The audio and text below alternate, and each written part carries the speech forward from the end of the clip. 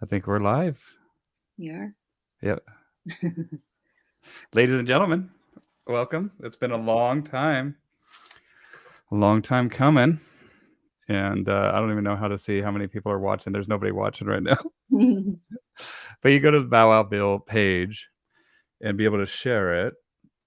Let me see. I erased the Facebook app because I'm not on there.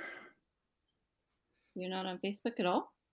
I try not to be, except for when I do these live streams. Oh, there's somebody who joined us. But let me make sure that we're live real quick. I'm going to go check and see that we're on here streaming. And it looks like we are, man. Okey-doke. So, ladies and gentlemen, I have with me joining us GIna. And yeah, share it. Make sure, can you share it real quick? I don't know how to. So go to the Bow Wow Bill page. Okay. Or go to my personal page too. Oh, I'm you mean sharing the it there. Bill Facebook page? Yep. Got it. And then we're also, you guys, I'm also streaming on YouTube as well. So if you are on YouTube and you haven't joined the Bow Wow Bill page on YouTube, subscribe to me, please. I will be uploading some more content there, and I'm trying to get to 1,000 subscribers. I don't even know how many I have. I have way less than that. So I just started that channel, and I uploaded all these live streams onto YouTube as well. And do you see where it is, GIna? Almost there. Yeah. And it's been a while, man. It's been a while since we've done these live streams. It's been a hectic couple years here on Earth, and in my life as well. I've had to deal with some family issues and some health issues as well in my family, and we're on the other side of this, and I'm so thankful, and I want to start doing these again on a regular basis. I got so many people that I know and love in the dog training industry, and as well as people that are just passionate about what they do. I want to even talk to people that might not even work with dogs, that are just, they love what they do, and it translates to a lot of people that trade their passions and trade their lives to work with animals. And GIna and I were talking earlier today, and I was like, you know what, let's take this conversation and let's go live with it, because I think some people would benefit from it, and just people hearing about how we work through case studies, and how we talk as colleagues to cooperate to get a better outcome for that animal. And did you find it, GIna? Yeah, just to double check so I don't do it wrong. So I'm just sharing like I would share a normal Facebook. Yeah. Everybody hit share if you don't mind. Hit that share button and let's get this out. And if you're watching this after the fact, and welcome here. If you guys type in where you're watching this from, I'm up here in Seattle, Washington, just north of Seattle. And GIna, where are you at? I live on Whidbey Island in Washington, north of Seattle. And GIna and I know each other personally, and she's been to my place here a few times, and I've met her and her dogs, and we work together, and I think we've had a good time. Yeah, for sure. So what do you do? And I'm a new dog trainer. I officially started my business when COVID happened. So what was that, 2 years ago now? Yeah, 2020. Yeah. So I was originally kind of helping a local rescue with more difficult dogs and fostering, and then started helping people that wanted to rehome their dogs, trying to kind of like save the dog's home so it wouldn't get sent into rescue. And so going in there and just telling them how to restructure things, and assuming that it was something that should be saved, to try to minimize the possibility of the dog coming or back to the shelter, or sorry, back to the rescue, or into the rescue as an owner surrender. And I still do that. I also, aside from doing my own dog training, I case manage dogs for Doggone Seattle, and mostly the pitties, and also work with people that are trying to surrender dogs, to either back to the rescue or as owner surrenders, to see if we can save that. Sometimes they've already been through other trainers, There's a couple right now that I haven't met with them yet, but um, I will be next week to try to see if we can change things a little bit. Yeah, see if any part of the relationship is salvageable at that point. Right. Right, Right. and see what the how much they're invested and what's been going on too, because a lot of times people just don't know. And dude, I just watched a dog attack this morning of a pit bull resource guarding, and he bit his owner twice, but he bit her really hard in the leg, and you could tell that she was in a lot of pain, and that stuff changes you and changes your relationship with that animal. Mhm. And I understand if people need to relinquish that dog. I absolutely do. It's just a lot of times I don't know how we got in this situation in the first place, you know? And that's what I look at. I look at the situation and I'm like, how, why do I see why do I see the same situation over and over again, right? Where people are getting dogs that they just can't manage. And a lot of times they happen to be in the game breed variety, like pit bulls or boxers, or I mean, they're just a very popular dog right now anyway.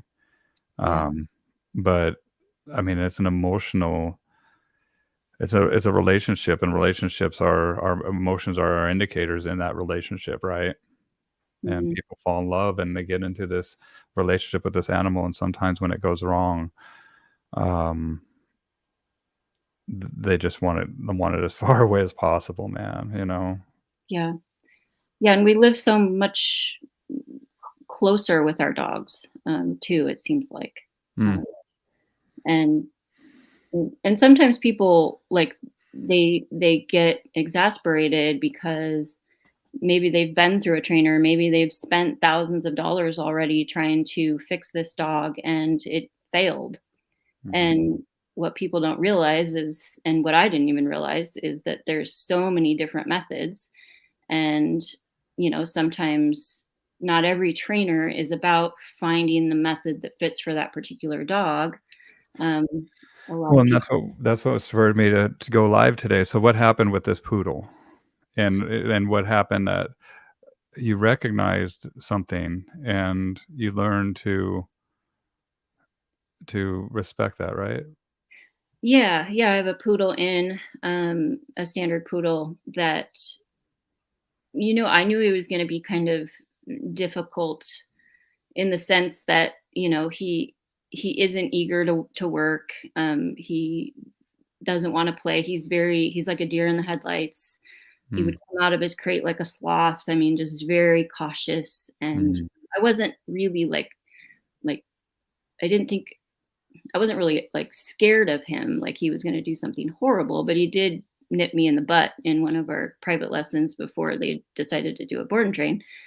Um, so I knew he had some potential for that. But I think his owner gave him a lot of that kind of confidence. But I've just done a lot of nothing with him. And sometimes, as a trainer, you start to feel like you should be doing more, but you can't push that.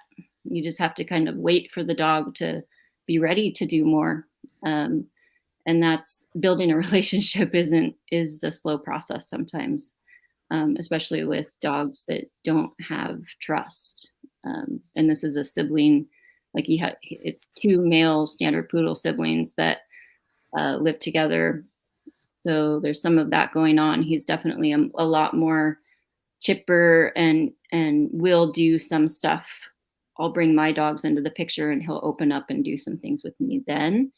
Um, so I've just been trying to kind of keep a balance, do a little bit of that, and then do a little bit of the one-on-one, because then he just kind of totally goes back to really cautious and, um, just trying to take it slow. But yeah, both poodles or just him? no, just him. The other one is kind of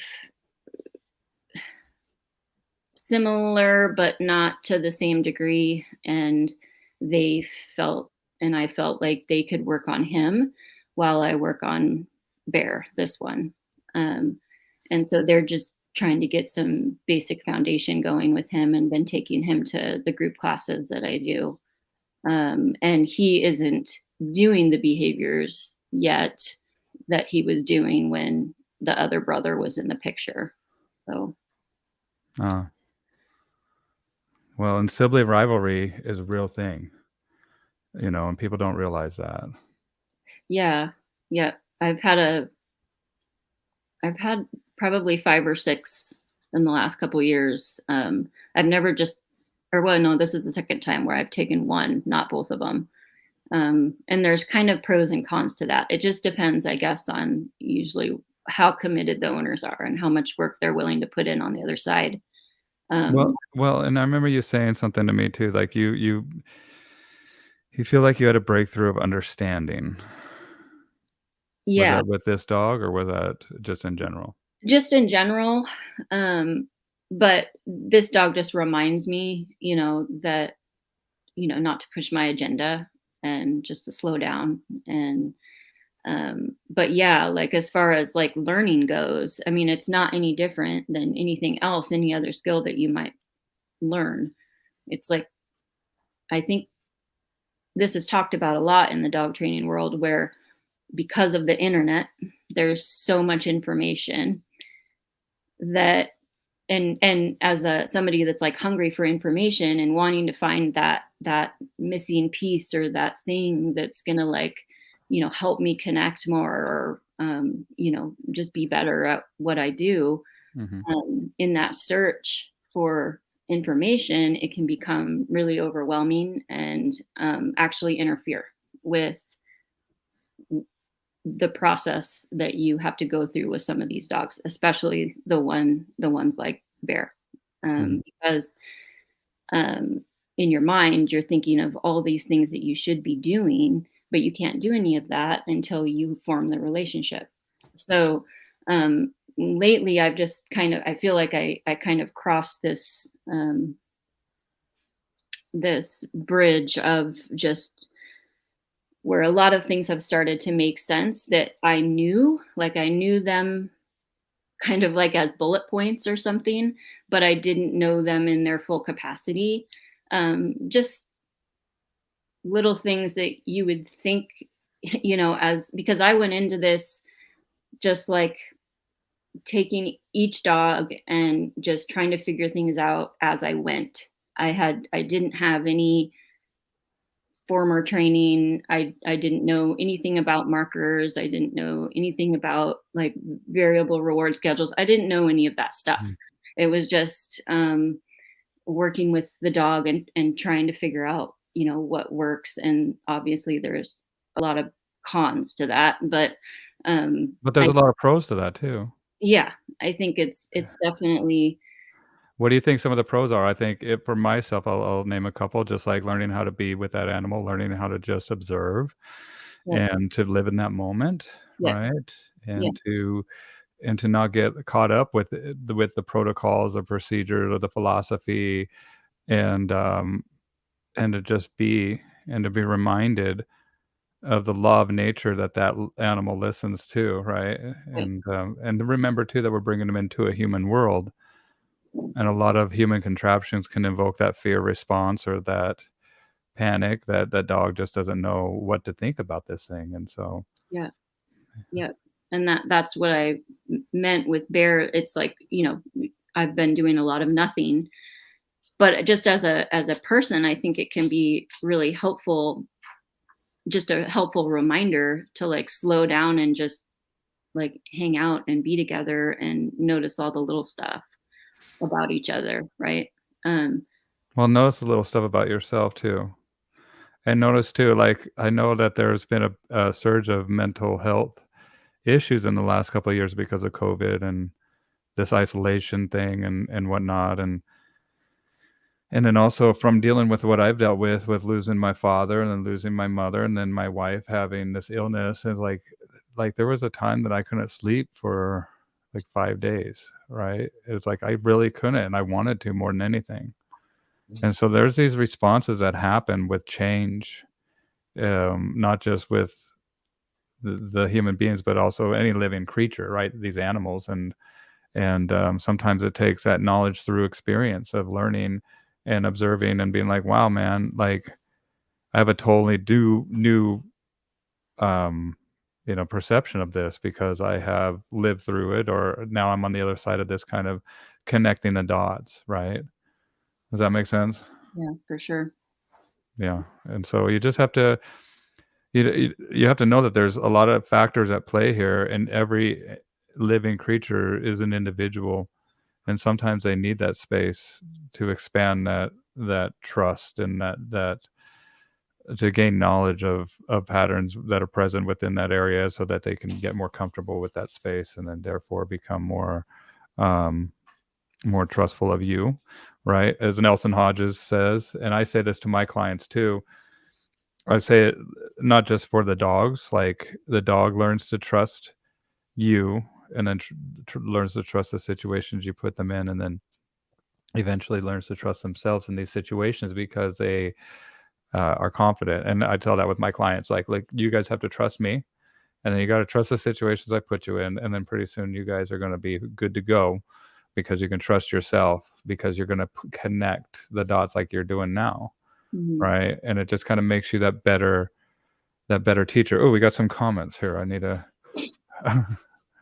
Okay, Billy, long time no see. What's up, Johnny? Here, how can we show these comments here? Pete Austin says, nice, real thing. And then, nice to see you, Billy. Give Dawn a huge hug. I got to give Dawn a huge hug. So, yeah, you guys comment down below where you're from, where you're watching this. I always love to hear where people are in the world. And GIna and I are in the Pacific Northwest here. But you know what? I think that we take the knowledge of our experiences and we have to apply them because we are a sum of our experiences as an individual.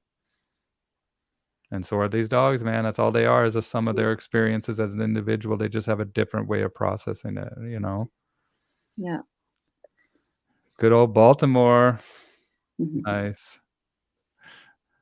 Love Baltimore. I've been there before. I'd love to come back there. I'm going to be in Philly here in a few weeks. I'll be working with a client there, and I'm looking forward to. I just went out to a party, and it was like pre-COVID, man.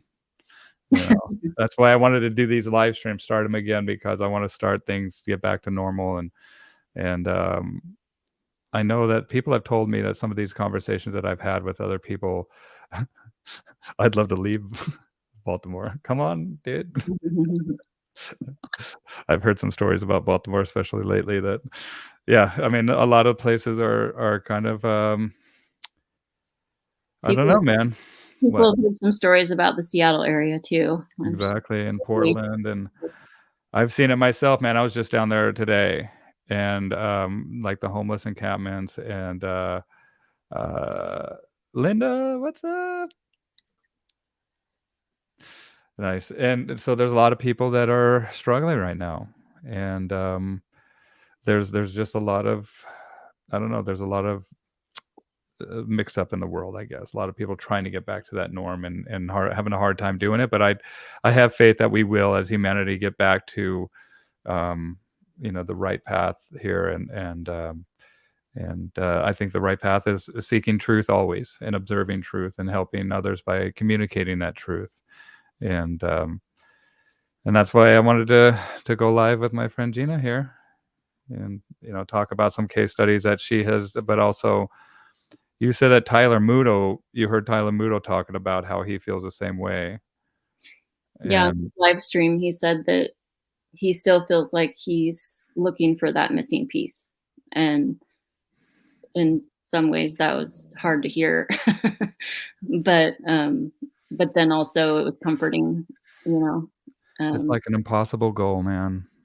Yeah.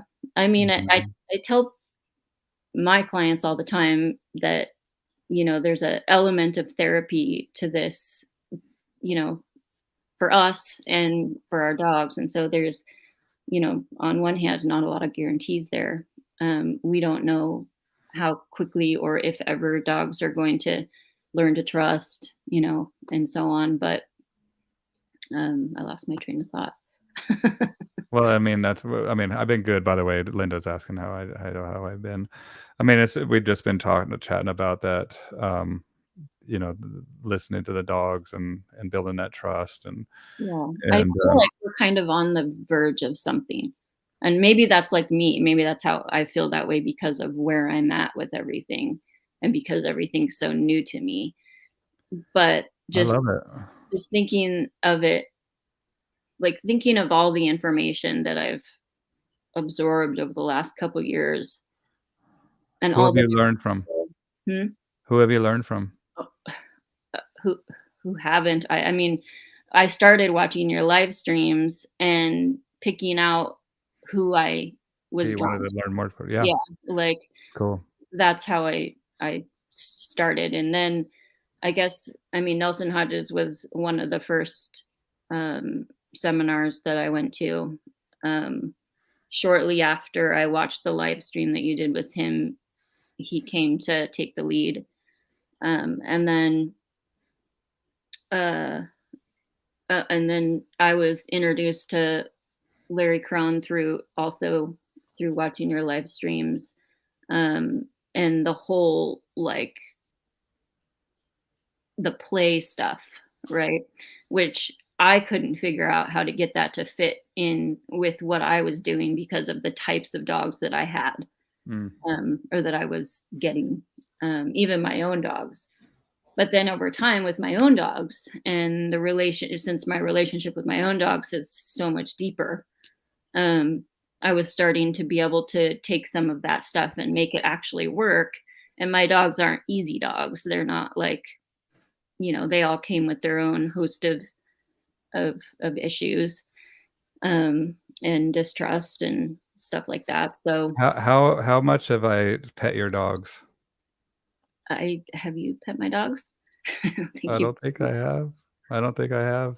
maybe Dora Maybe Dora. That's what I was just thinking. Maybe I think I had Dora once or twice or when maybe she and then, I've touched the dude's tail a couple times, but people and I snuggle up on my dogs and stuff because they're my dogs, right? But it's something that, um, people just they don't really have that or they have a different expectation of like, I don't know how I'm gonna treat their dog or something like that. right, And I love your dogs, and I know them and just even when we were working with that fetch, remember where we were having them stay and wait yep, and how Dora was being very pushy and just some of the exercises that we have to do as professionals are really in the moment. yep, And it's like, this is how I would do it, right? And hopefully you gain something from that, right? And I do things a little differently, and I like it when people come here, and I like it when they bring their dogs and we can sit and work, the whole day. mhm, We're not constrained on time or even for a few days if we can do that. yeah, That would be something that would be super cool. Um, but that's where I think that, you know, and I was talking to Fred Hassan today earlier, and we were talking about how do you build up your clients that really haven't done any work, haven't done the work, haven't done anything. And he was like, man, I take the different approach on this. I just kind of pick up right where we are. And you just always have to focus on the fundamentals and let them see, look, dude, you're obviously showing up for a reason. You're here. You don't have to be, but you are. mhm. But you're behind. you know? And I like that, man. And I mean, there's some people that take the approach of shame and I was talking to clients yesterday that were talking about another dog trainer and they were like, oh, she's a people shamer or something like that. And I took that in for a second. I was like, yeah, I guess there are some of those too. And sometimes I am in some aspects. I think about it. I mean, like I try to do it in a way, just like when we have the relationship with that dog, we can push it a little bit more, right? Once we have that Right. rapport and that trust built, Yeah, totally.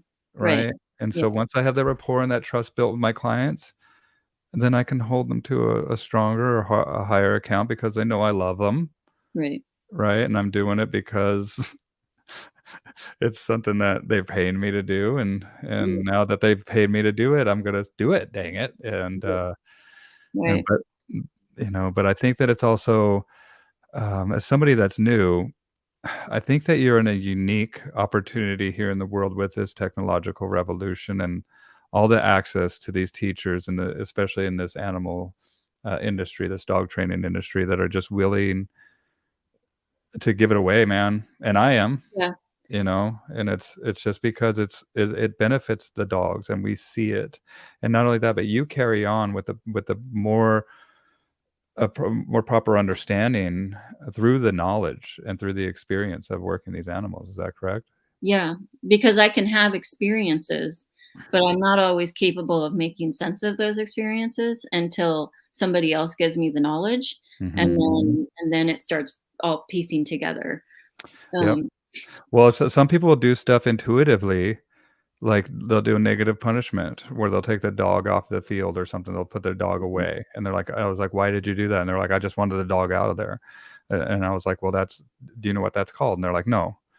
And I'm like, "Well, that's negative punishment. Negative means to adding or taking away. You took something away out of the environment as a punishment. It just happened to be the animal at that time, mhm, right?" And being able to explain in a way that they can be like, "Okay, cool, man. Like, not only did I not do, um, I did right, but now I understand this, and I right, understand it more contextualized and on a deeper level."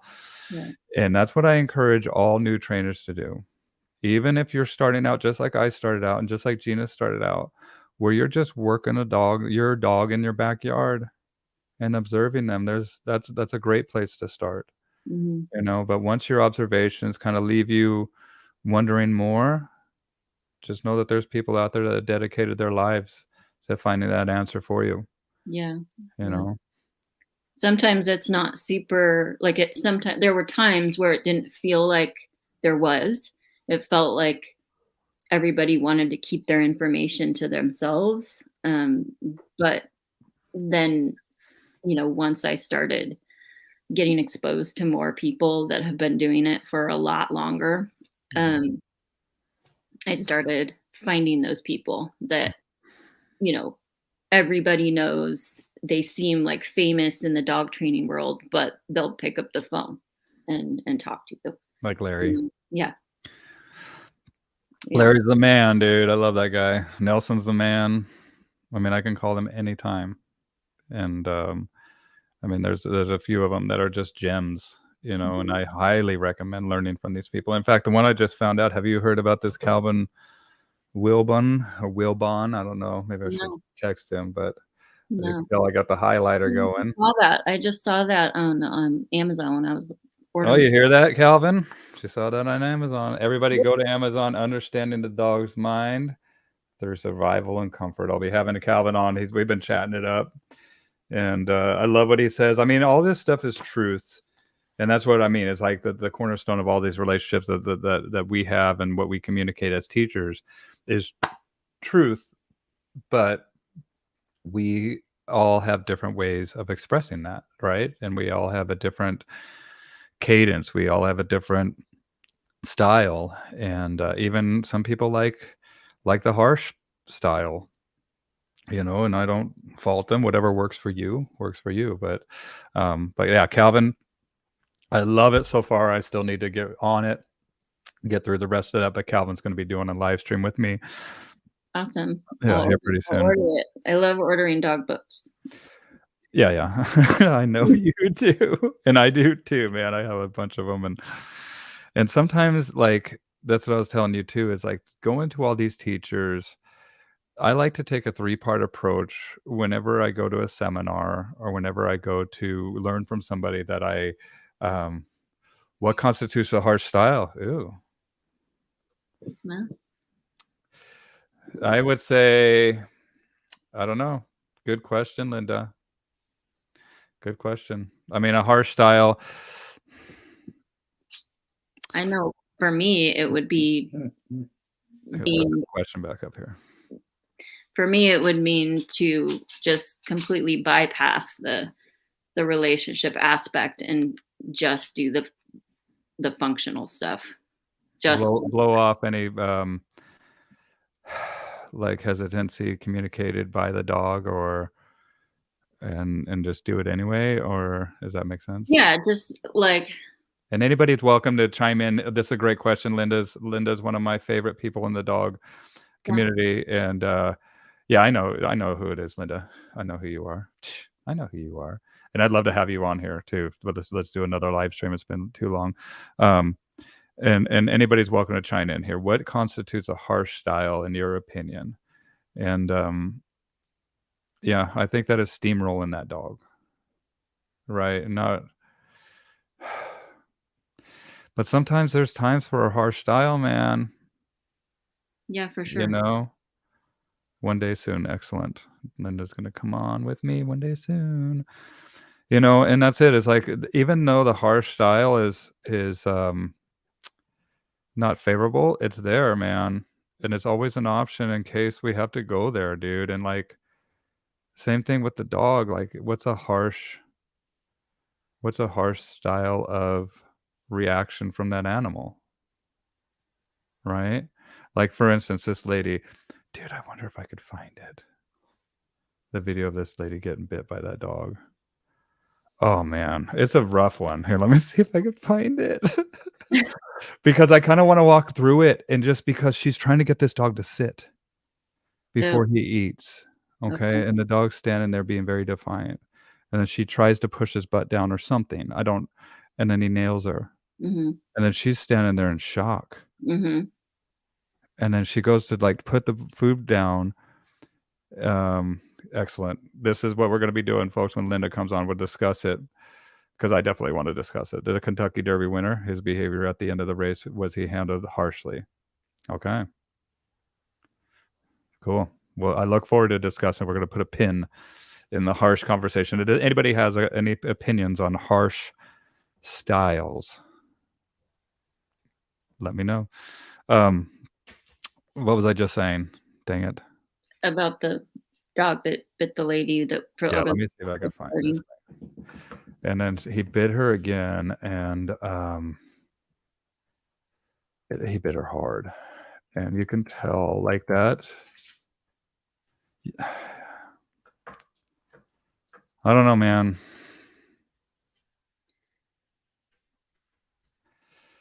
And then do you know what she does? What? She feeds the dog. Yeah. Right. When she put the food down at the end, um, I was just like, "No." Well, yeah. Do you think she knew what she or was she I mean, I don't know, She was in shock. She straight yeah, up was yeah. in shock, dude. And you could just see it. I'm trying to look for this video When of it. that dog bit me over the food, he got the food too because the bowl and the food flew everywhere, and Yeah. what are Well, you gonna do? and sometimes they need to get the food because, that's what they're communicating they're gonna do, and sometimes you gotta pick your battles, man. And, oh, there it is. Dang it, you guys, I found it. Alright, so let's watch this. 'Kay. Be okay, we're gonna watch this, okay, but, I warn you that there's gonna be a dog bite here. Let me see what I can do. So this one's in, I found it actually, it's in a banned pit bulls.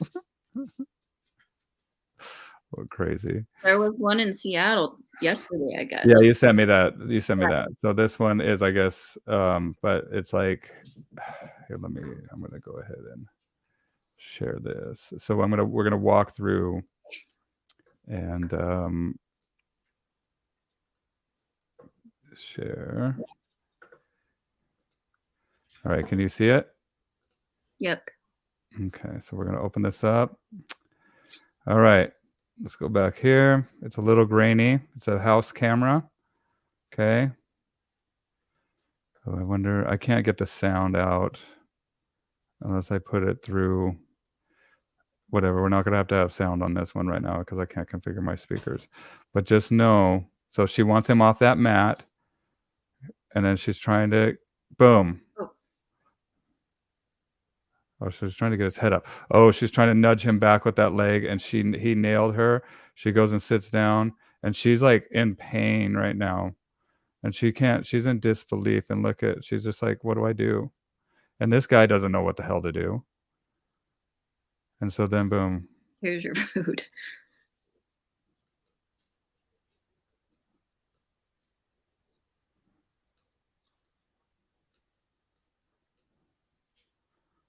Crazy. So first thing is that dog spin, see that tail slinked, head ears back. Mhm. She tries to get that head up. Whoa. He's not budging. Look at that tail. Look at that tail. Look at those ears.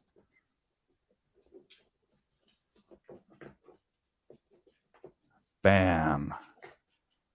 That was a serious bite, man. A nice shake in there too. Yeah, damn that.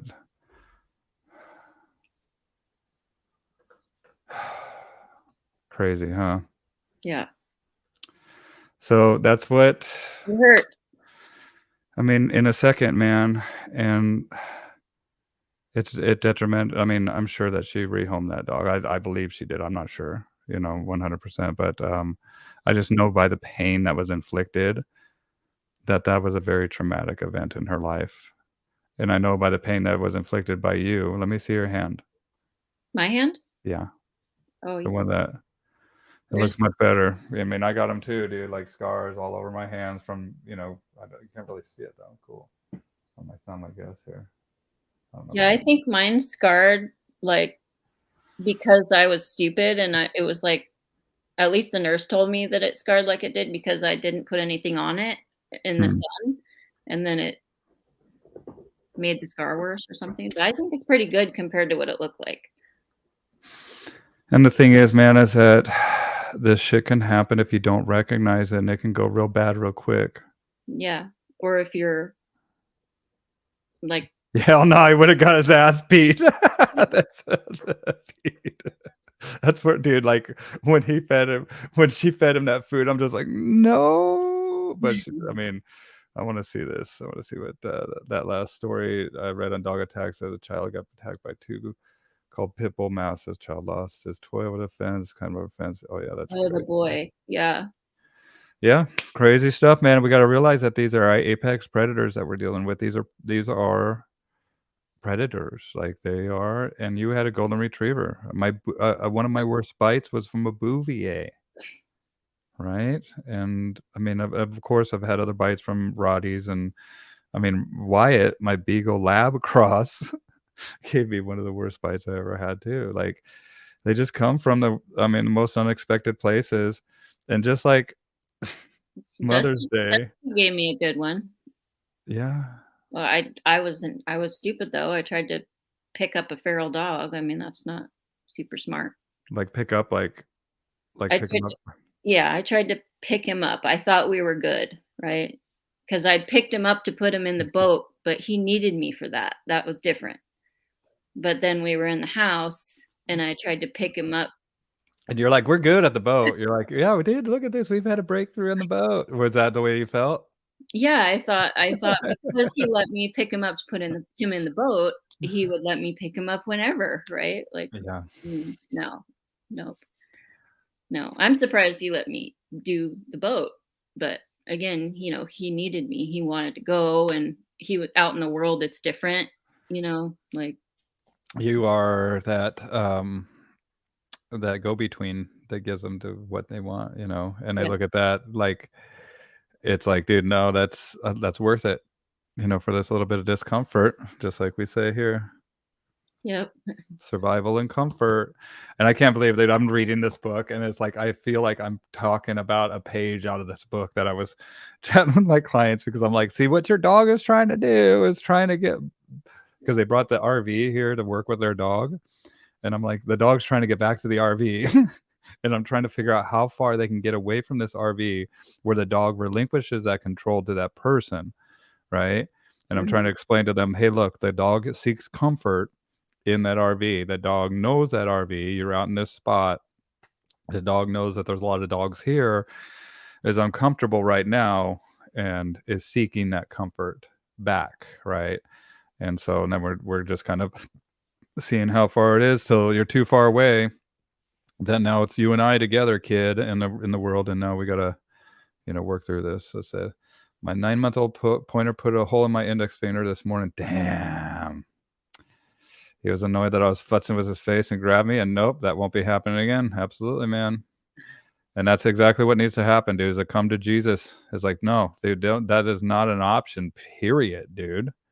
Like, you don't do that. This is not like me asking you if I'm gonna be able to futz with your face. This is me futzing with your face because I want to. Right? It's the point still breathing. The pointer's still breathing. Pointer.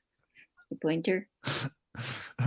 But that's it, man. That's what we call it. Come to Jesus, dude. Like, there's some points in this. There's some behaviors that need to be met head on, folks. Head on, and they need to be communicated. Like, this is stops now, but there's a way to communicate that in an effective manner. Right. Right. And that the dog gets the point, and some people might look at that as harsh. Right. We have some of the stuff that I've done and some of the stuff. Guess what else he stopped doing? Stop whining. You're killing me, you guys. Like, I just all the comments here. Well, and that's what, like, listening to people talk and also talking through cases is why we started, or why I started doing these live streams, right? Is just people that are out there that are kind of like GIna, that are brand new to the industry, that have kind of a way of gaining some knowledge, being kind of a fly on the wall with these conversations. Yep. Yeah, I gained a lot of knowledge from being in or watching these live streams with some of the big guys and girls. Yeah.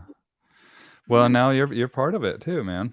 And I think that we see who's authentic, because, man, there's some weird people in the dog world, dude. And there's some weird, like, I won't mention them, because what sucks is that if you mention the people that are really good, like 3 people will check them out. But if you mention the freaks, Yeah. then 20 people will check them out. So I'm not even Yeah. going to mention them. But just know that there is a reason why people kind of have these walls built up, is that there's just some weird people in the world. And there's some people that, especially because they have a positive only mindset or something like that, or I don't know. It's a skewed worldview, in my opinion. And they see stuff, and just like Linda asked that question, what is a harsh style for them? Seeing me play with my dog might be a harsh style, right? And it will be communicated. Well, people have meltdowns about seeing dogs on slap mills, like, and they have no idea what's going on. Yeah. They just see a dog running and panting, and they're like, "Oh, poor dog." Speaking of slap mills, if you guys want a slap mill, I have an affiliate link that I'll share in the comments below. Firepaw slap mills, dude. I love them. Here, I actually got to go get that link now that I just said that I would. But George, Firepaw, I love my slap mills. And Jay Jack and I were talking about how wonderful of a training tool. And he started talking to me about some other stuff that he was doing with these slap mills. And I'm just like, dude, you are killing me. This is rad. I want to know more, So Firepaw slap mills. I will get affiliate link in the comment here down below as soon as I can find it.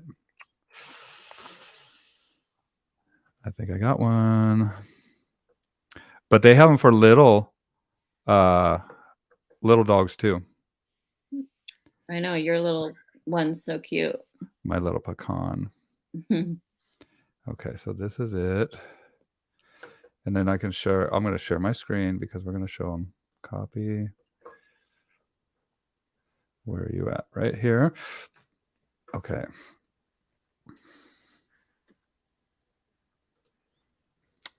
Trying to get back into the swing of things, folks.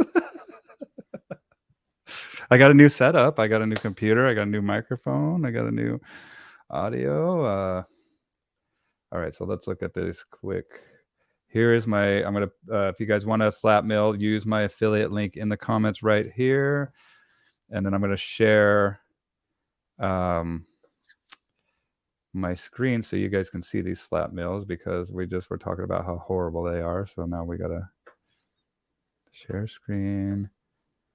Do you have a slap mill? No. Okay, I have a treadmill, but I never really use it.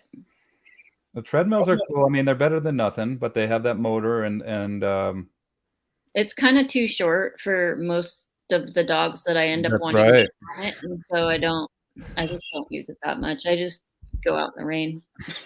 Well, and the thing is that see these guys, they have a handbrake, so you can't really see it on that one because every time they have the handbrake, and this is a mini slap mill too for my guy, and we just sold another slap mill over to my client in another client in Philadelphia that I'll be going out there, and they also have cooler, little brake stick, polar, lots of stuff, little blog here, help with popular questions and whatnot. But this is a very good training tool, folks. Slap mills, and this is where I get mine, and highly recommend it. So if you're interested, check out the comment section. You'll see my affiliate link. Yeah, I'll And definitely get one of these days. oh wait, it's not sharing it. Oh wait, let me see. An error occurred. Wait a moment and try again. Can you guys see the Firepaw link in the comments? Can somebody let me know if they see the Firepaw link in the comments? Excuse me. And one thing that we did in Napopo Gold. Do you see it? Yeah. Okay.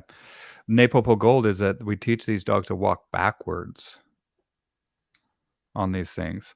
And the cool thing about the Firepaw slap mills is that did Rich just get home? Yeah. There we go. So Rich just arrived. The cool thing about Firepaw slap mills is that you can personalize them. So if you have a brand, a color, anything that you want to add to that, they're really cool about doing that. So, and there's this guy on TikTok that he has a business where he has these vans. And if you give GIna a second, she's going to go quiet her pack. And then when she comes back, I will bring her back onto this stream here. There's this guy on TikTok that has these vans that he rides around with these slap mills in, and he exercises dogs. And it's a cool business idea. It looks like here she's back. You get them all quieted down. Cool. Yeah. I could always take you down and bring you back up too, in case things get too chaotic. But the only thing that I like, if this is a business plan that you want to do with your or add, when I'm talking about this guy on TikTok, he has this van where he drives around, he stops, these dogs come, they love it. They come tearing out of the house, and he exercises them in the van on these slap mills. And little slap mill thing. Yeah. And it's like, and it's a TikTok. I don't know the name of his business or anything. Maybe I should talk to him on one of these live streams. Maybe I'll reach out to him. But the only thing that I would recommend is that there's just got to be some sort of warm up, especially for the torn CCL problem that we see in a lot of larger breeds.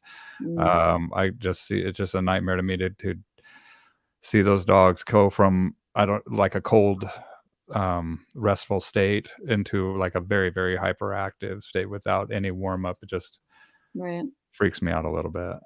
Right.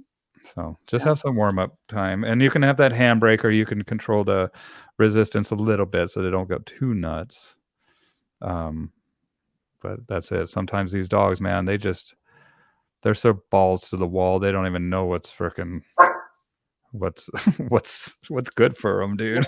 I mean, with everything, having a warm up is a good idea. Is that poodle? No, that's the German Shepherd. Man, yeah, bear. Yeah, so check out the slap mills. The slap mills, basically, you guys, is a Skinner box. Is a small Skinner box, right? And so to teach the bite, right, the hold that I did with Pecan or any of that stuff, you just put them in that Skinner box, and you can use the run. Oh, here I'll remove her for just to let her come back when there she's back now. Right when I remove you, you come back. I was just letting him out so he could go say hi. Okay. Cool. Well, and that's, I mean, there's just a lot of misconceptions. And if you can arrive in an industry and work with some of the best in that industry that have been in that industry for decades, And if you can borrow their scars and advance your place in an industry and your knowledge base to a point that's like, I don't know, just like it's like a cumulative knowledge of the fact of like 10 years, like to shave off 10 years of experience to learn from somebody else. I mean, I think that that's where we're at. I think that that's, you said that you feel like we're at a place, or maybe it's just you. But I think that we are. I think that we're at a place with sharing knowledge as professionals, but also,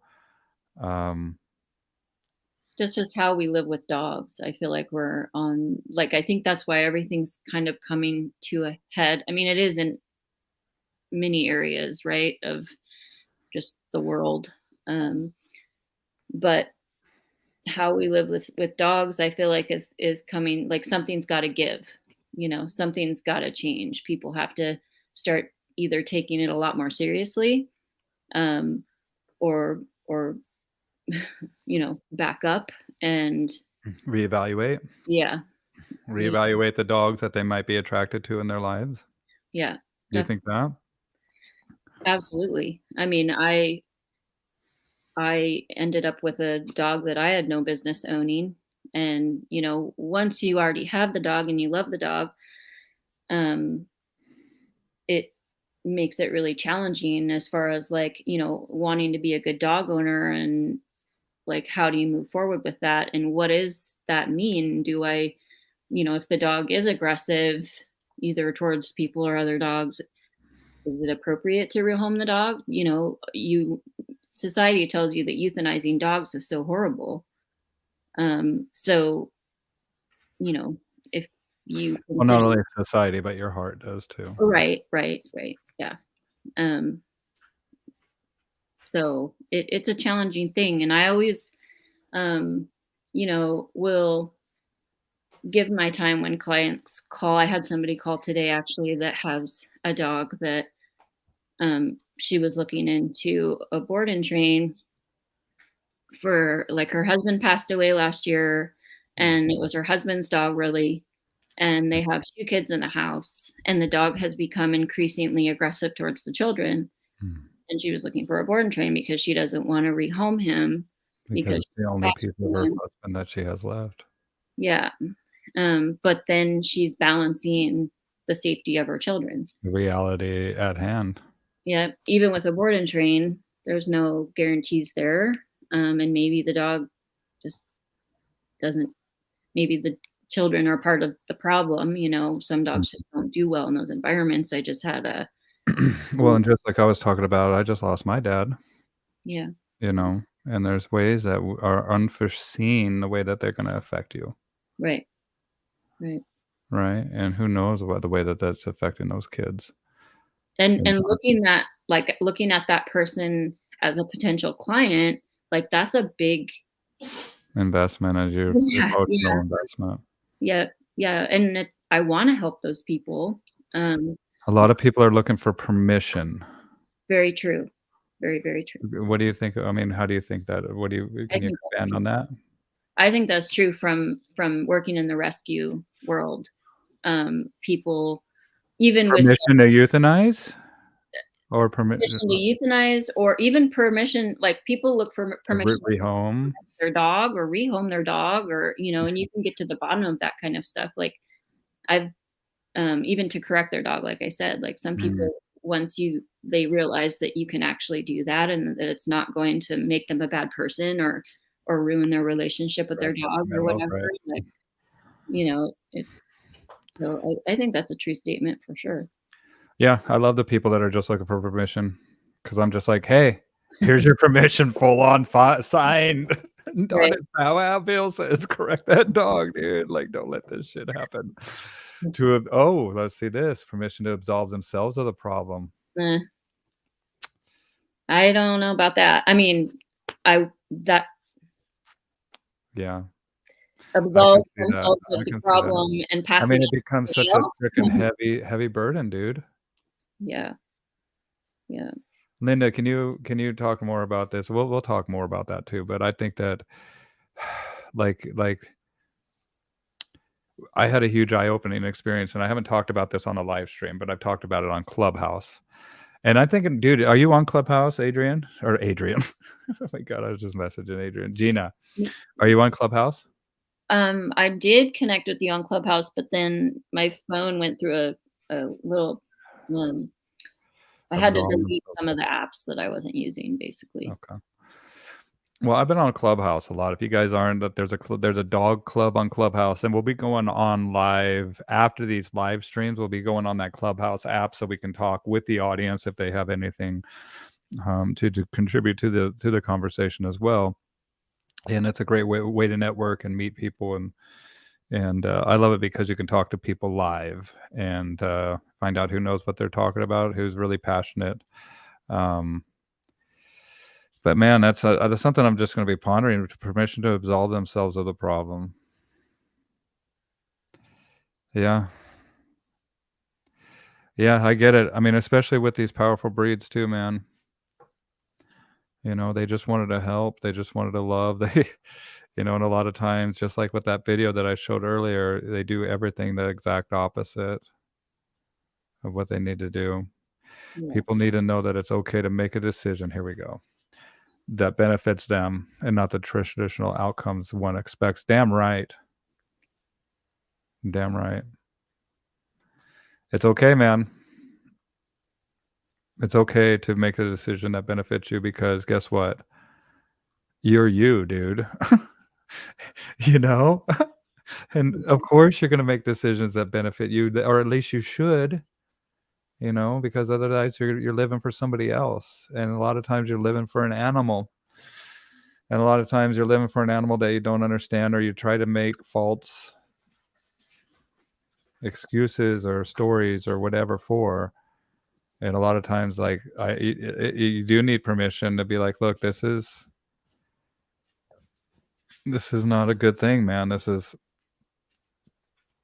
what a deep I'm kind of contemplating a little bit on it, just because, like you said too, GIna, what do you do when you get involved with these animals? You fall in love with them, Mhm. and then it's not like they're bad 100% of the time. Right.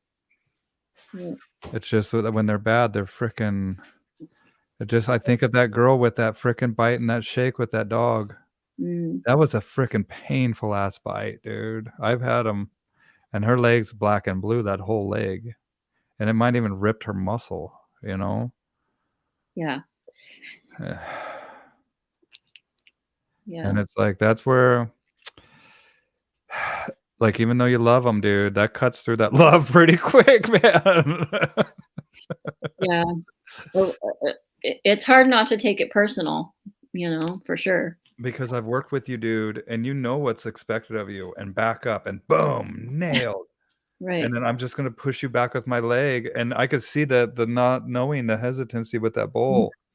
Right. And luckily that dog didn't stay on her, dude. Yeah. Luckily that dog bit and was like, "Drop that bowl," and was sitting there on that, because, dude, I could just see that dog climbing up that, and the first bite was for that belly, Yeah. and that's not good. People have been made to feel guilt or shame. And this is what I need to talk about here. This is so. Thanks for reminding me. So on Reddit, that was that banned pit bulls. When I googled where that video was, it was on the banned pit bulls video. But on Reddit, they have a dog training forum, and they have just a dog forum, and they have just a bunch of dog stuff there that I belong to. And one of the threads on that forum was about this person getting shamed for hiring a dog trainer. And they were like, "Why would you need to hire a dog trainer? Just form the relationship with your dog. Like, it's an esoteric type of thing that you need to do. Like a dog trainer is gonna, like." And the thread was very long, and I've tried to find it again, and I can't find it. But reading the thread and reading the attitude of people that saw hiring a professional for help with this relationship as a sign of weakness. Mhm. And to me, it was like, it was mind blowing, because never in a million years would I have thought that way. Right. But my vision is kind of skewed because I'm in the industry. Reddit is more of a cesspool than Facebook. Agreed, 100%. But with that being said, I totally agree, because it is a cesspool. People have been made, I want to read this real quick that Linda says. People have been made to feel shame or guilt because of their animal's behavior. 100%. People are no longer capable of making rational decisions because public's perception and social media. Yeah. It definitely makes it harder. Well, and I tell people too, man, like, I had this dog that was a yelpy ass shepherd that I trained, and this dog was just very vocal, like one of your dogs. You know about it. I mean, some dogs, some guilt is a powerful motivator. Damn right. And I had to tell these dogs, I was like, dude, why don't you bring your dog over to my house and work the dog on my property, where nobody's going to be shamming you, and nobody's going to be calling the cops because your freaking dog is yelping. Right. And they were just mortified because they tried to train this dog in a public park. It was an Asian couple that were very conservative, and the dog made a peep, and guess what the dog learned? Yeah. As soon as I make a peep, or as soon as I start to, and this I had one of those recently through a board and train. He looked like a mini golden retriever. Like he was very cute little thing, but he would scream at like spatial pressure or anything. Like, I remember you showed me videos. Oh my gosh. And I was stressed out. I was like, my neighbors are going to think I'm abusing this dog. Even Rich was like, what's going on now? My husband or my boyfriend. Like, I'd put my foot up on the place cot and he would like scream. It was hard. And his owners did say, that he had a tendency to be overly dramatic, but that was like beyond anything I'd ever personally experienced. And I have shepherds. I mean, well, and it's like a beacon for people, dude, out in the park or something. They just hear this yelping dog, and they're like, "What's wrong?" Yeah. And it's like, man, the dog's fine. I remember I had a German Shepherd that was excited to see her mom, and she was out in the parking lot. And Mama was in the car, and she's like, "Hey, hey, hey, hey, hey, hey!" And this guy comes pulling up in his car. What's wrong with your dog? And we're just like looking over at him like, what are you talking about? And he's like, what's wrong with your dog? And we're like, nothing, she's fine, go, dude, don't like. Yeah, it's interesting, man. And will scream, and like she does this like yelpy screamy thing over rocks at the beach or sticks, and and everybody always is like looking super concerned. But see, people say what's wrong with your dog when they're like sitting calmly. Yeah. Like, what's wrong? Oh, they're so sad. Yeah. Huskies do that crap. Oh yes, they do, man. And I mean, Huskies do so much stuff. They're like, do you know what I call Husky is? I call them the eccentric. The eccentric doggy, I don't know how I haven't had a Husky yet. Just give it time, dude. You'll have them here in the Pacific Northwest. They're popular up here. You'll have them. It's weird. A lot of people know what they're doing with them too, and this is good weather for them sometimes. Like, and then I have a lot of Bernese Mountain Dogs that I've worked with that I love. Yeah, I've had a few Golden Bernies or Golden whatever. The new breed du jour. Yeah. Bernedoodle, no. Golden Bern. Goldenard. Goldenard. I don't know. What was it called? I don't know now. I forget. Oh well. Well, and that's it, man. It's like, what if, like, I'm going to be doing some more of these shadows here at my place now that we're starting to open up from COVID, and I want to build a couple tiny houses here, and so people can come and live on site for a few days, especially people that aren't from the area like you are. You can go home. Well, let's see what Linda says here. Glabbernadoodle. JD asks, it's been a while since I've seen you on Facebook. No, I am not on Facebook. I am not on Facebook. I'm just going to be doing these live streams. But I'm also live on YouTube, you guys. So if you're watching this, head over to YouTube, Bow Wow Bill page. Like me over there as well. And because that's why I want to live stream these. I love it, but I'm not on social media anymore. I love not being on it.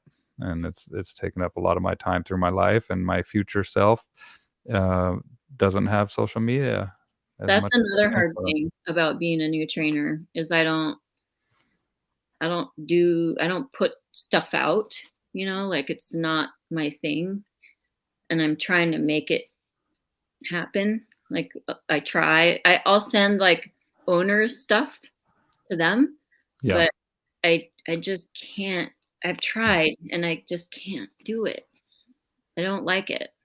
I don't No. like putting myself out there. Well, this is a good start too, It's just like Yeah. practicing, and just like I was talking today, is you just have to do it. Why would I want 5,000 people critiquing me from behind the computer screen? No, thank you. Why wouldn't you want that? No, I'd rather have just you or somebody else do it in person. Well, and that's it. That's what I liked about Joe Rogan is he doesn't read shit. He doesn't really interact, and that's where I'm like, cool, dude. That's like I want to have where I do live streams and stuff, and that's it. And like I don't want to like just put out the content and go work with my dogs. Yeah. And I bought a lot of people don't know this, but I bought an aquarium business. I bought a fish shop, so I've been breeding. I got hundreds of baby angelfish right next to me here, and some electric blue acaras, and about 100 aquariums. I just put like a 125-gallon aquarium in the dog room, and it's fun, man. Like it lends itself perfectly to work dogs and have fish, and so it's just something that I've been using to take up some of my time, and it's very zen, to watch these fish and kind of relax. And I want to encourage people to take time for themselves. And do you meditate at all? Did we talk about this? We did talk about it. I don't think I meditate like you're supposed to meditate. No. Well, I don't think I think the way to meditate is by, just like with anything, we practice, right? And I'm really good at spacing out. oh, look at what Nindo says, honey, embrace your haters. You're good at spacing out. Yeah, fish shop, dude. I love the fish, man. I'll have to post up some pictures. And yeah, dude. So there's this guy named Joe Dispenza. I'm going to show his website here. My sister's obsessed with that guy. Right, that's right. Okay, I know that there was something that we have him as a YouTuber. They put Joe Dispenza as a YouTuber. Dawn, that's funny. So there's this doctor named Joe Dispenza, and he talks about how to meditate, and he does these guided meditations, you guys. And wait, that's not it.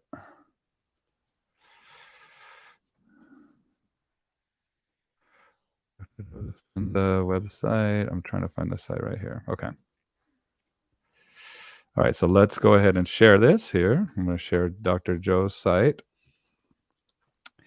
And you guys, I really, really found a lot of benefit from his work, and I encourage you to check it out.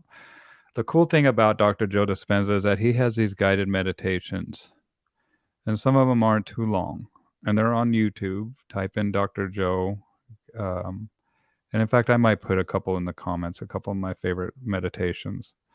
But my wife and we went to a retreat of his down in Cancun, Mexico. And we meditated all week, and it was something that was a life-changing event. So he has these week-long events coming up all over the world. Cancun, Mexico. He's got another one coming up here in June. London, England, and then Marco Island, Florida. I mean, his events sell out in 5 minutes, you guys. Wow. In 5 minutes, every single one of his events sell out. And he has 2,000 people that attend the event. And then he has 10,000 people that join the wait list. And I got to tell you, I mean, look at this proof. That's what he's not interested in the crystals, or he's like, leave the crystals at home, you guys. He's like, I don't want you dancing around. I don't want anything. I want you sitting there and relaxing. We're going to put these EEG scans, and we're going to measure this stuff. We're going to do some healings, and we're going to talk and share our stories of transformation. But instead of just sharing the stories, we're going to share all the medical records. So watch and listen to stories of personal breakthroughs, miraculous healings, profound transformations, powerful creations from our community of students around the world.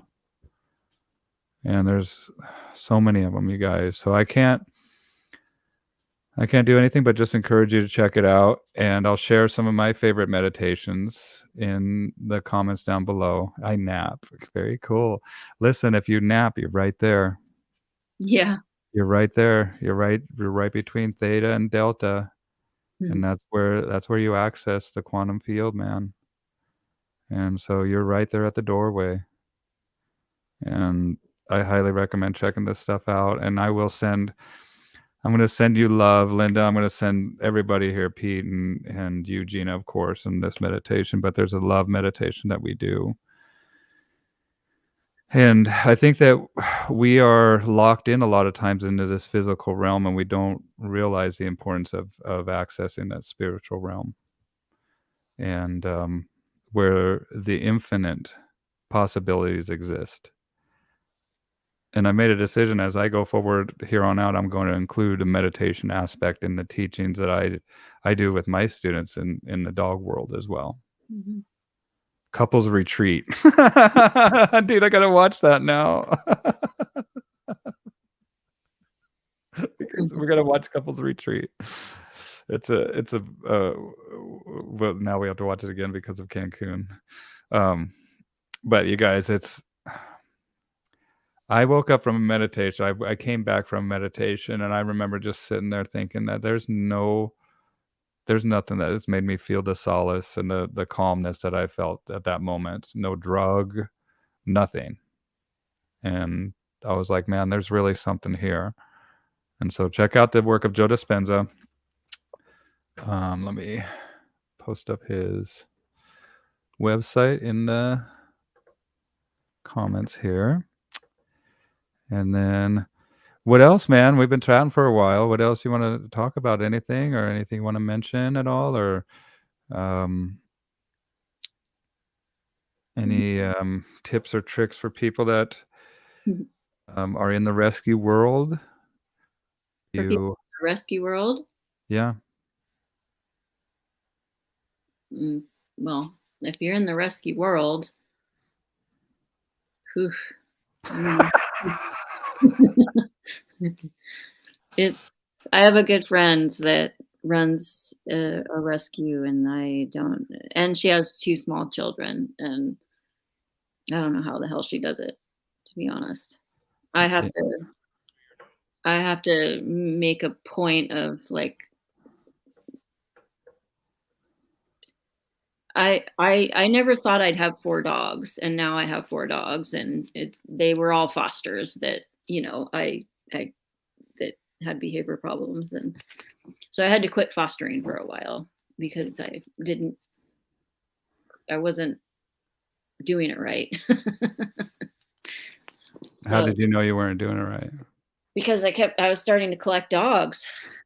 Isn't it funny how that happens? I started to too, man. I've had way too many dogs now, and I will never have this many dogs ever again, dude. This has just been. You start to collect them, man. There's definitely something that has to happen. Where you structure it where there's boundaries. You structure it, and I can't work with rescues right now. I just can't. Yeah. I don't have the bandwidth. I might here eventually again, but for the time being, I'm just taking care of me, dude. And I tell people I'm chasing that dopamine, dude. Yeah, I quit fostering shortly after I started my business, because not just because of that, but because the dog that I fostered or one of the dogs Bear was one of the dogs that I had started fostering, and he had such severe containment / separation anxiety that he was such a project, that between him and then I ended up with my daughter's dog too. I never wanted a shepherd. I have 2 now. Um, and then trying to like do the training dogs, it was just too much. I couldn't bring on a foster too.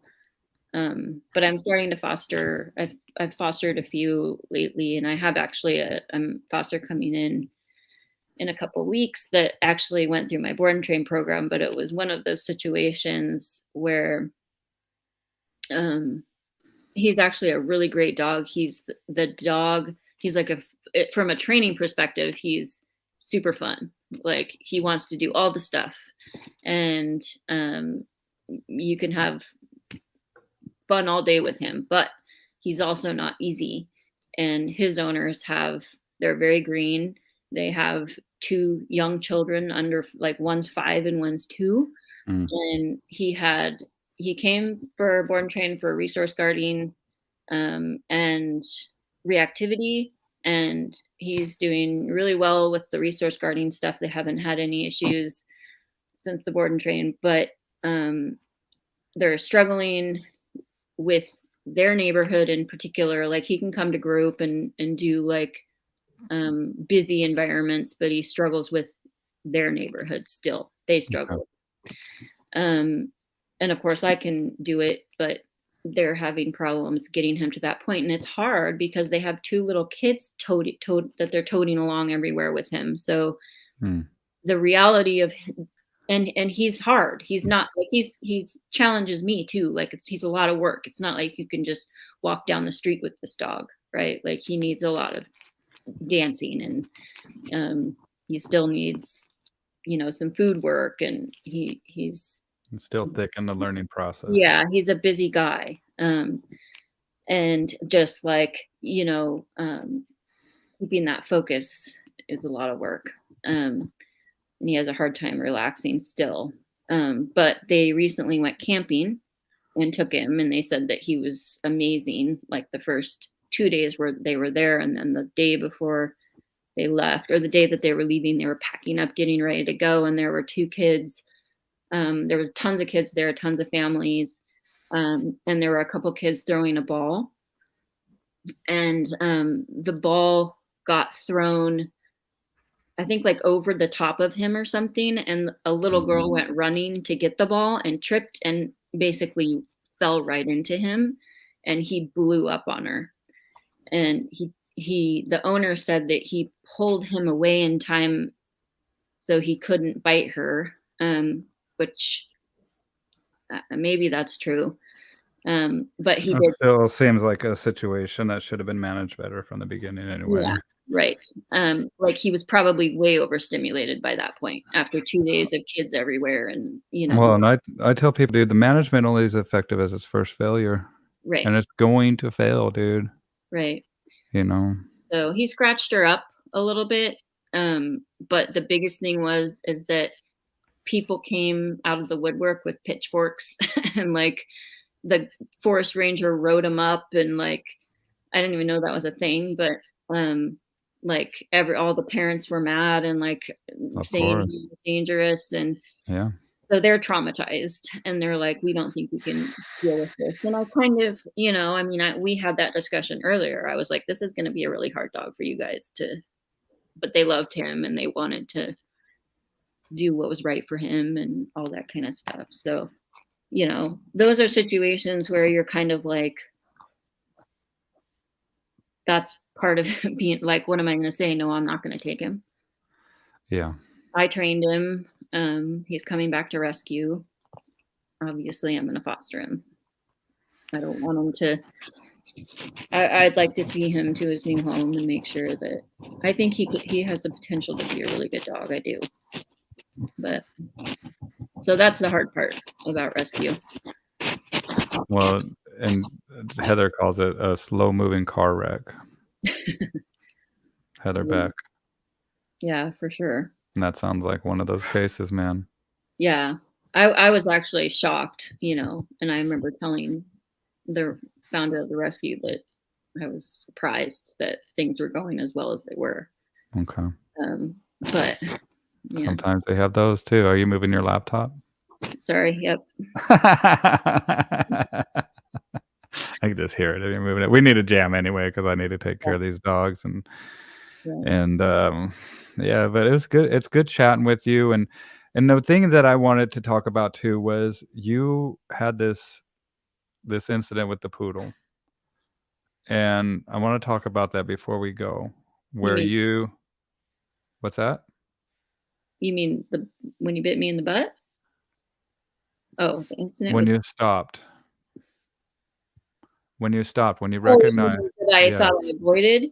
Yes. Got it, got it. Let's Yeah, okay, so let's talk about that for a second because I wanted to mention that because I feel that's important to just kind of let's just talk about that and know, hey, look, sometimes we regroup.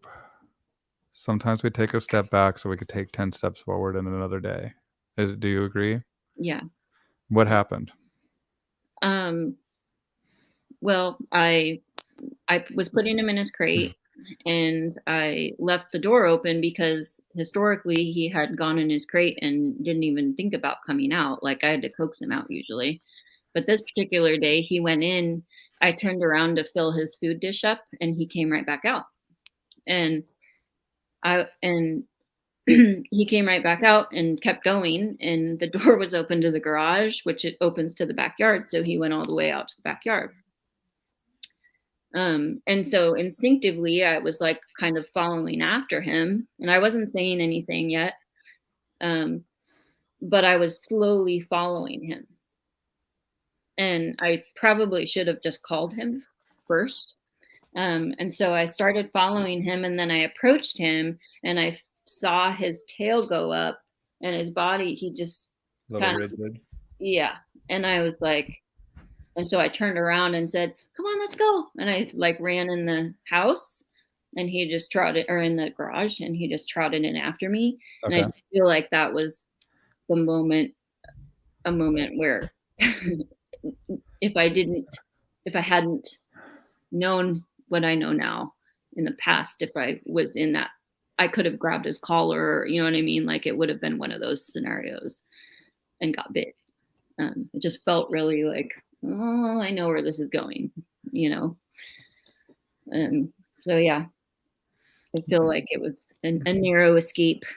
Well, and isn't it funny how something so little, you know, and that's where I'm like, cool, man. Like, how does that feel? And it's almost like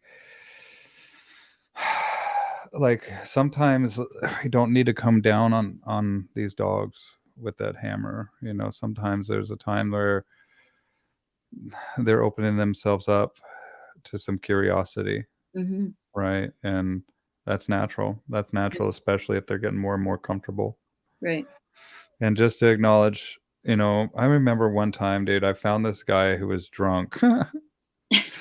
But he was like, I was in the bar and I was a bartender and I went to go get ice to fill up my bins of ice. And there's this guy back there and he's like looking lost. And I'm like, what the hell are you doing back here, dude? And my reaction to him kind of coming like, what the, like, who the heck are you? What are you doing back here? Hmm. Like, he was like, I am, oh my God. Like, I could tell that he was like freaking out. Like, he didn't know where he was or something. Like, it was weird. And I ended up grabbing one of my coworkers to help him, and I'm not much of a drinker myself, so I don't really relate to people that are drunk. And he went and he handled this guy very well, and he got him off, and I just remembered, like, man, there was a totally different way that I could have approached that situation where it didn't have to be like that, Right. Right. and that's what it reminded me of, man. It's just that, you know, they say that hindsight is 20/20, and sometimes we have to respect. And when we say respect, when we say the word respect, spect comes from the root word spectare, and it also spectacles, Hmm. right? And it means to look, to yeah, to look through, or Yeah. to take a look. And then respect is to take another look. Right. And that's all we're doing is we're respecting this relationship by taking another look at how we're going to respond to this given situation. And I think that you responded very well.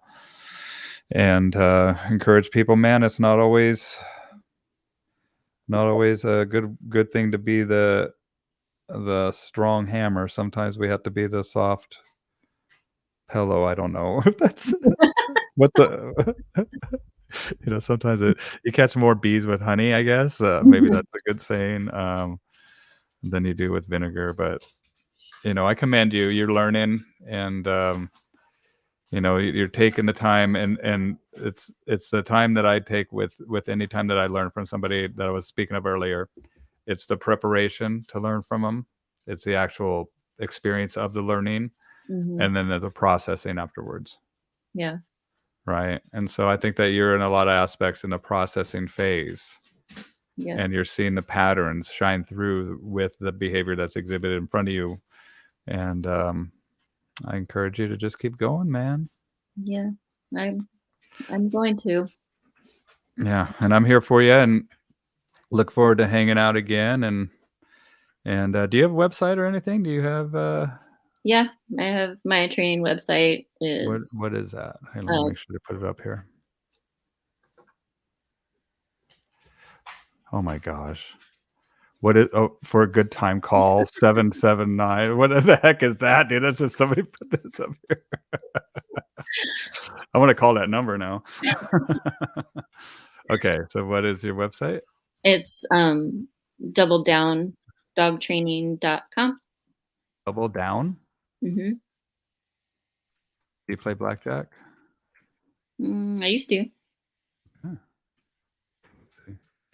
Got my old dog over here walking all around me, so you can hear his little ticker. Show. My Double Down Dog Training Dog. Does that look good? Yeah. My what is it, catchphrase or whatever? So Yeah. was like double down on your relationship with your dog. Hold on, we gotta put that in here.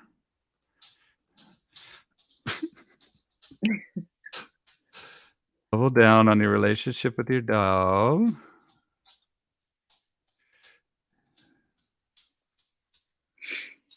Your dog. Awesome. So here's the ticker. And then you guys, if you want to see anybody come on these live streams with me, I'll be doing some more. I already have some people lined up that I'll be chatting with.